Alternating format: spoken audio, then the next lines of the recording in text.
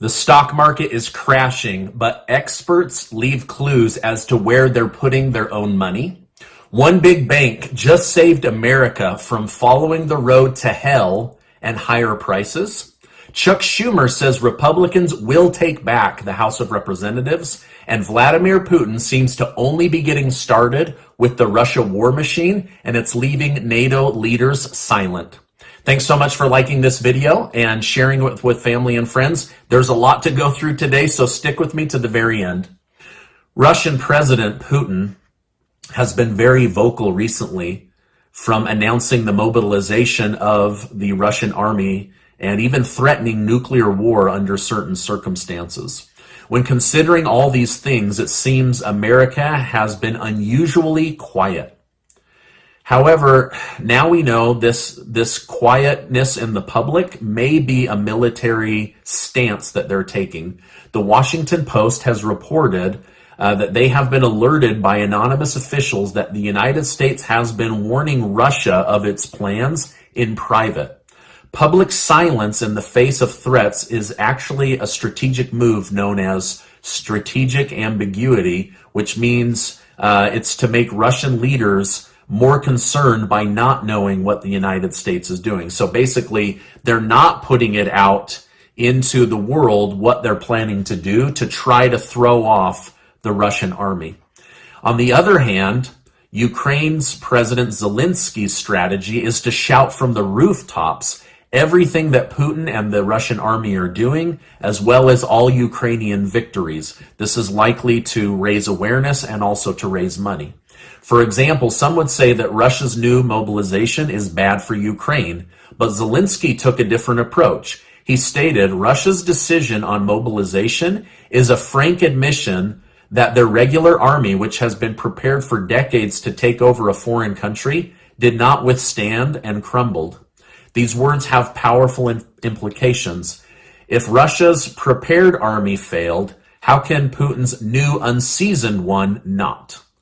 Okay, now going back to the strategic ambiguity, or basically staying quiet on U.S. military moves with Russia, I have to tell you that I think the media and the government are misleading the American people, and that this war is not as much under control as they would have you believe. They want you to believe that Putin is evil and weak. Now, I'm not defending Putin in any way, but I believe that the Russian military is much stronger than we give them credit for. I've been reading from past military and former CIA operatives covering the Russia-Ukraine war, and what they are saying is that Russia hasn't even begun to fight. Now, take this with a grain of salt, because you can trust the mainstream media, or you can listen to people that have been in battle with Russia. And I'm just trying to give you guys a different perspective. They say that Russia has been slow walking their military operation, but now we're about to see this move into a full-scale war if peace isn't reached. Russia has a lot of distance between Russia and Ukraine. We've seen how long it takes for their trucks to get in and their tanks to get in. We've seen this, and we've labeled it as a weak invasion. However, Russia has ample weaponry and capability of hitting targets from hundreds of miles away. So they don't even need to be sending people across this huge landmass to fight over in Ukraine. They've just now called up 300,000 new people with 25 million more that they could draft into the war that would not need to do hand-to-hand combat. And they have the ability to make the energy and the food crisis around the world worse. So they're definitely starting to feel backed into a corner, but according to these former military and CIA operatives, they haven't even begun to really push back yet. Now, according to one former CIA operative, the Russian Federation military hasn't even begun to fight using what is called prescribed military doctrine, basically their handbook on war. He said, if they open that book, you will see the full might of the Russian military. He said, you will see all critical infrastructure left in Ukraine bombed from the air or with missiles. He said, you will see Zelensky removed from office or taken out. He pointed out that Russia has over 8,000 military planes and jets they haven't even activated. He said when he witnessed the planes in action in Syria, Russia cloaked the sky in bomb-dropping jets and planes, so he knows for a fact this fight hasn't even begun. Now, if you go back to when Russia attacked Syria, that is exactly what happened. They were basically bombing them 24 hours a day. One plane would come in and drop as the next was landing, and just over and over and over again. Anyway, this whole thing is very scary because I don't believe that Russia has fully flexed their military muscles yet. But I also know that the United States and NATO haven't as well.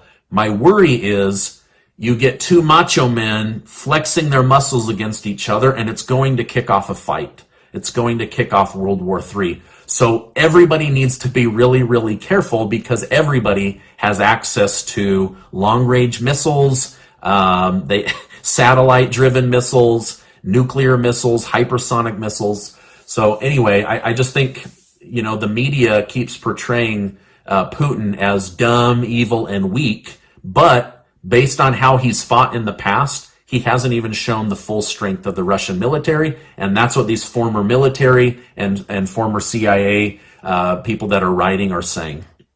Now, the foreign minister of Mexico held a private meeting with Sergei Lavrov this week at the UN meeting to ask for a list of what would be wanted in order to establish peace with Ukraine and put this baby to bed. So he said that they had a cordial conversation and that there will be future conversations, but somebody needs to start intervening and seeking for peace because this thing is about to get out of control. And we're not talking about hundreds of lives at stake. We're talking about tens of millions or hundreds of millions of lives at stake if we enter World War III. If there is a cutoff to food supply, boom, 50 to 100 million people starve. Like, this is really, really scary, the way that this is starting to escalate. So anyway, I just wanted to bring this to your attention because the mainstream media just keeps running over this as if Putin's some dummy sucking his thumb in the corner. I think that there's a lot more going on, and this ambiguity that I just shared with you is probably part of that, but it's leaving the American people in the dark on what's really going on.